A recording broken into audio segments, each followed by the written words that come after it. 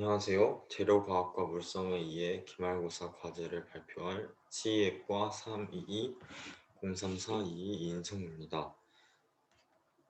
우선 제가 이번 기말고사 과제를 통해서 발표를 하게 될 논문의 이름은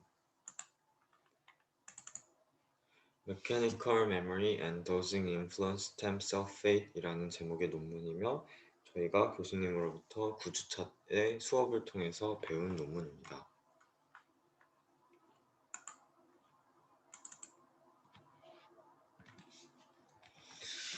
그래서 이 논문의 이 초록을 보시면 이 논문의 전반적인 내용이 나와 있는데요. 한번 알아보도록 하겠습니다. 이 논문의 저자들 같은 경우에는 우선 인간 줄기세포가 세포와 세포 외 환경의 정보에 대한 것을 인지하고 이를 기억해서 줄기세포 분화에 있어 영향을 끼친다는 내용의 가설을 알고 있는 상태입니다. 이 논문의 저자들은.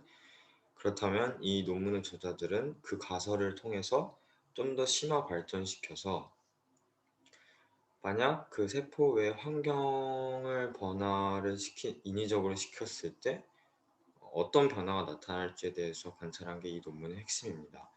그래서 여기 보시면 줄기세포에서 YAP 그리고 TAG 그리고 RUNX2라는 이러한 단백질 같은 경우에는 골 형성 유전자의 발현에 있어 도움을 줍니다. 이런 줄기세포 같은 경우에는 스티프네스가 높은 환경에서 더 많이 발현이 되는데요. 그렇다면 이 스티프네스가 높은 환경에서 스티프네스가 적은 환경으로 배지를 옮겼을 때 과연 이 YAP, TAG, RUNX2라는 이 단백질이 어느 정도 발현이 될 것인가에 대한 논문에 대한 실험을 한 게 이 논문입니다. 그래서 첫 번째 피규어를 보시면 여러 가지 지표들이 나와 있는데 하나둘씩 확인을 해보도록 하겠습니다. 이 A 같은 경우에는 이제 이 DT라고 써져 있는 이쪽 보시면 DT라고 써져 있는 이 같은 경우에는 그 일반적인 실험용 배지, 즉 스티프네스가 높은 배지에서 하루 3일, 5일, 7일 동안 배양을 했을 때 TCPS 컬처에서 배양을 했을 때의 모습을 나타낸 것이고 C 같은 경우에는 1일 동안 TCPS 컬처에서 배양을 하고 그 다음에 소프트 하이드로젤로 트립신화를 시킨 다음에 배양을 한 상태를 나타내는 그래프입니다. 그래서 DT5 SO3 같은 경우에는 이 TCPS 컬처에서 5일 동안 그리고 소프트 하이드로젤에서 3일 동안 배양을 한 것임을 알 수 있습니다. 그래서 여기서 보시면 이 B의 그래프는 어떤 것을 얘기하고 있냐면 이 스티프니스한 컬처에서 더 오래 배양을 했을수록 이 RUNX2 즉 그 고형성 유전자의 발현에 도움을 준 단백질의 발현이 더 높음을 알 수 있습니다. 그리고 여기 피겨 1 같은 경우에는 이 D가 제일 중요한데요. 이 D는 보시면 스티프니스인 환경에서 하루만 배양을 한 실험체의 경우에는 이 소프트 하이드로젤로 옮겼을 때 YAP와 RUNX2의 발현이 일어나지 않는 모습을 보여주었습니다. 이 내용 같은 경우에는 결국 스티프니스가 적은 소프트 하이드로젤에서는 이 YAP와 RUNX2의 발현이 저하된다는 것을 의미하는데요. 그렇지만 이 점점 그 TCPS, 그 스티프니스가 높은 환경에서 더 오래 배양을 했을수록 이 소프트 하이드로젤로 옮겼을 때 YAP와 RUNX2의 발현이 증가하는 모습을 보여주고 있습니다. 이 뜻은 이 줄기세포가 자신이 과거에 놓여 있었던 스티프네스의 환경을 기억해서 이 소프트 하이드로젤 환경 같은 경우는 YAP와 RUNX2의 발현이 저하되는 것인데요. 이 과거에 발현이 잘 되었던 환경에서의 기억을 통해서 발현이 적게 되는 환경으로 옮겨졌을 때에도 발현이 지속적으로 유지되고 그 오랜 기간 동안 영향을 받았을 때 더 많이 발현되는 모습을 보여주었습니다. 그래서 여기 1을 보시면 이 스티프네스한 환경 TCPS 컬처에서 하루 동안 있었을 때와 7일 동안 있었을 때의 이 사진 차이가 나는 것을 보실 수 있습니다. 그리고 이제 figure B에 대해서 알아볼 건데요. figure A 같은 경우에는 이제 세포를 그 stiffness한 TCPS 컬처에서 배양을 하다가 트립신화를 통해서 soft 하이드로젤로 옮겼습니다.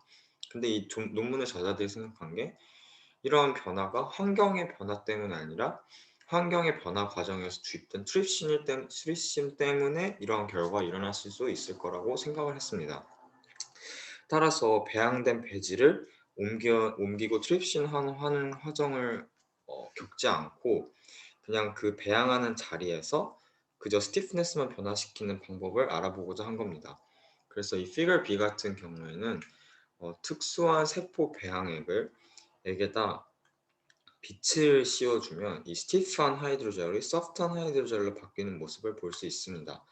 그래서 빛을 쬐어지는 시간이 늘어날수록 점점 소프트해지기 때문에 여기 보시면 스티프네스가 줄어드는 것을 볼 수 있고요. 이 스티프네스가 줄어들음에 따라서 이 HMS 즉 인간 줄기세포에서의 그 고형성 유전자 발현에 필요한 단백질들이 점점 적게 발현되는 모습을 보이고 있습니다. 즉 figure B 같은 경우에는 이제 실험 방법을 바꾸기 위해서 빛을 쬐었을 때 세포 배양액의 스티프네스가 어떻게 바뀌는지에 대한 설명을 한 것입니다. 그리고 figure 3 같은 경우에는 이제 그 아까 빛을 쬐어서 세포 배양의 환경을 바꾸는 그 실험을 진행했을 때 과연 figure 1의 상황과 같을 것인가에 대한 상황입니다. 그래서 figure 3의 A를 보시면 이 스티프한 하이드로젤에서 각각 1일, 7일, 11일 배양을 했고 그 다음에 소프트 하이드로젤로 옮기는데 이 옮긴 기간을 점점 다르게 한 것입니다. 즉, 이 첫 번째 같은 경우는 스티프네스한 환경의 1일 그리고 소프트한 거에서 1, 3, 5일 동안 했을 때 1, 3, 5일 동안 했을 때 1, 5, 10 동안 했을 때 그래서 이 피겨 3 같은 경우는 이 BC를 묻고 D를 비교하는 것이 굉장히 중요한데요.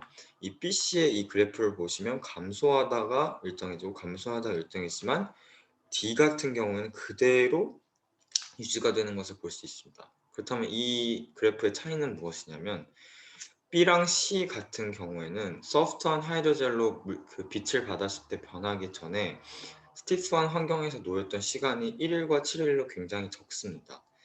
이 경우에는 소프트한 환경으로 바뀌었을 때 물론 그 예전의 환경의 기억 때문에 YAP와 RUNX2 아니면 TAZ 같은 고형성 유전에 관여하는 단백질이 발현을 했지만 시간이 갈수록 점점 그 발현량이 줄어드는 모습을 볼 수 있습니다. 하지만 이 스티프한 환경에서 10일 동안 있었고 그 다음에 빛을 받아 소프트한 하이드로젤로 변한 그 과정에서 살아남았던 것들은 이 유전자의 발현이 일정하게 유지되는 것을 알 수 있습니다. 즉 과거의 환경에 오래 노출되어 있었을수록 그 환경이 바뀌었을 때 오랫동안 유지한다는 것을 보여줍니다.